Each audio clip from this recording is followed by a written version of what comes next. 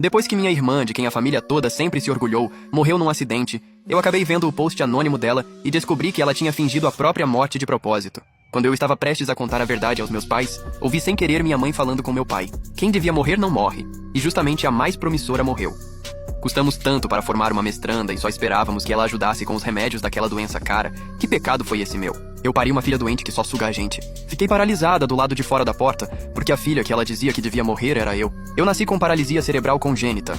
O médico sugeriu que eles desistissem de mim, mas meus pais não aceitaram e me criaram passando por todo tipo de sofrimento. Por causa da paralisia cerebral, meus movimentos eram descoordenados. Fui zombada pelos colegas e acabei tendo depressão e ansiedade. Foi eu quem arrastou esta família para baixo, mãe. Você tem razão. Quem devia morrer sou eu, e eu vou obedecer e morrer. Antes de morrer, fui ver de novo o post anônimo da minha irmã.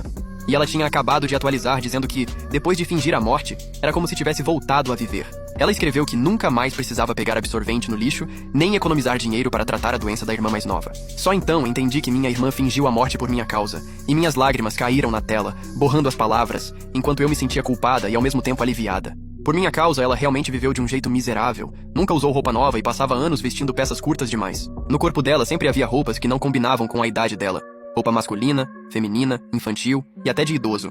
Mesmo assim, no ano novo, ela sorria e pedia para a mamãe comprar uma roupa nova para a irmã mais nova. Ela nunca pedia nada para si mesma, era sensata como um anjo enviado por Deus. Terapia psicológica. Quando em casa raramente tinha carne, ela imitava meus pais e colocava toda a carne magra na minha tigela, e mesmo magrinha me carregava nas costas por um longo caminho até a escola. Não foi por um dia nem por 2, mas por 12 anos inteiros, passando por primavera, verão, outono e inverno. Quando alguém me chamava de aleijada, ela, que era quietinha, brigava com os outros como uma leoa. A balança do amor dos meus pais se inclinou para mim desde o dia em que descobriram minha paralisia cerebral, mas minha irmã nunca disputou carinho comigo. Além disso, ela estudava como louca e dizia que entraria numa boa faculdade para um dia fazer a família toda viver bem. Aos olhos de todos, minha irmã era o orgulho dos meus pais e o único brilho daquela nossa família arruinada. Com as mãos tremendo, mandei uma mensagem privada para minha irmã. Mana, obrigada por ter me amado por tantos anos. Desculpa por você ter tido uma irmã como eu. Estou cansada e vou para outro mundo. Obrigada, mana, volte para casa. A tela ficou cheia de lágrimas e o toque parou de funcionar.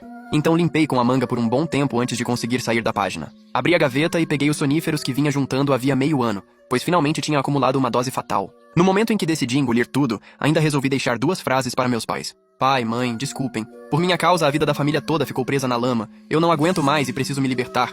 Não chorem. Forcei-me a não deixar as lágrimas caírem no papel, com 1000 coisas para dizer no coração, mas naquele momento não sabia por onde começar. Então é isso. Coloquei minha carta de despedida no lugar mais visível ao lado do criado mudo e engoli sem hesitar mais da metade do frasco de soníferos. Deitei, me cobri, achei uma posição confortável para dormir e fechei os olhos. Pai, mãe, mana, nunca mais nos veremos.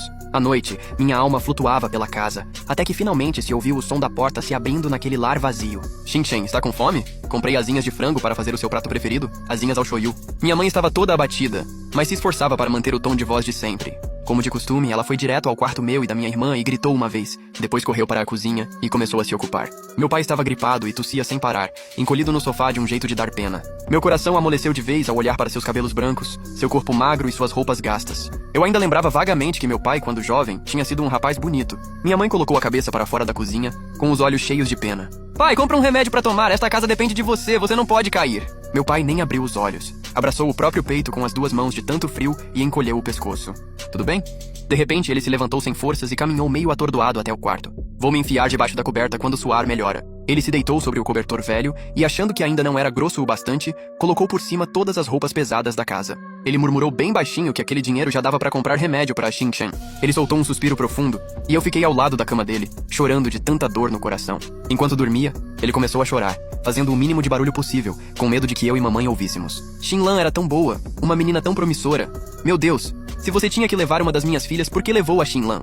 Dei tapinhas nas costas do meu pai, mas ele não sentiu nada. Pai, eu já morri, você e a mamãe não vão mais sofrer, e talvez minha irmã também volte. Mas meu pai não ouvia nada e ficou soluçando abafado debaixo da coberta, até minha mãe terminar a comida e entrar para chamá-lo para jantar. Ele controlou muito bem as emoções, e não deixou mamãe perceber que tinha chorado. Não quero comer, chama a Shin-Chen. Mamãe suspirou, virou-se para o quarto meu e da minha irmã e abriu a porta, vendo-me deitada debaixo da coberta. Shin-Chen, vem comer. Hoje fiz suas asinhas ao shoyu preferidas. Ao ver que eu não reagia nem respondia, ela teve paciência e me chamou mais 2 vezes.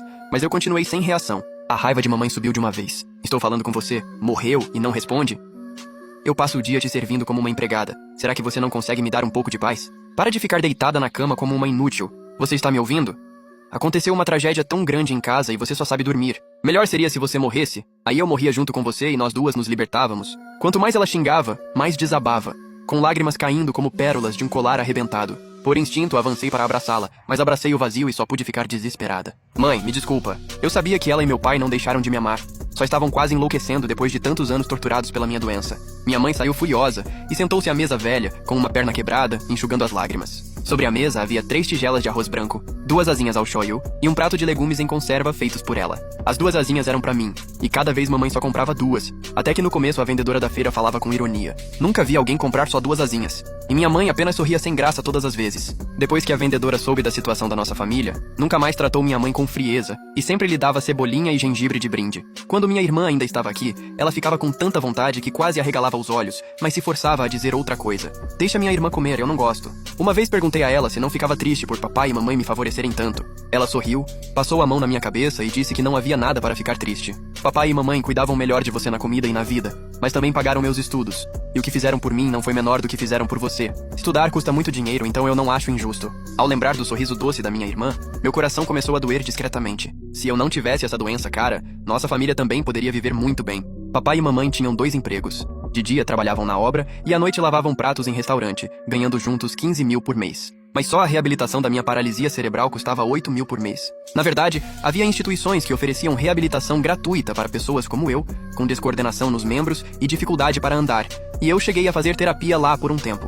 Mamãe achou que o resultado dali não era bom e passou a pagar para eu ir todos os dias a uma clínica particular. Ao meio-dia, ela me levava e 2 horas depois voltava para me buscar, fazendo isso por 26 anos sem faltar, faça chuva ou faça sol.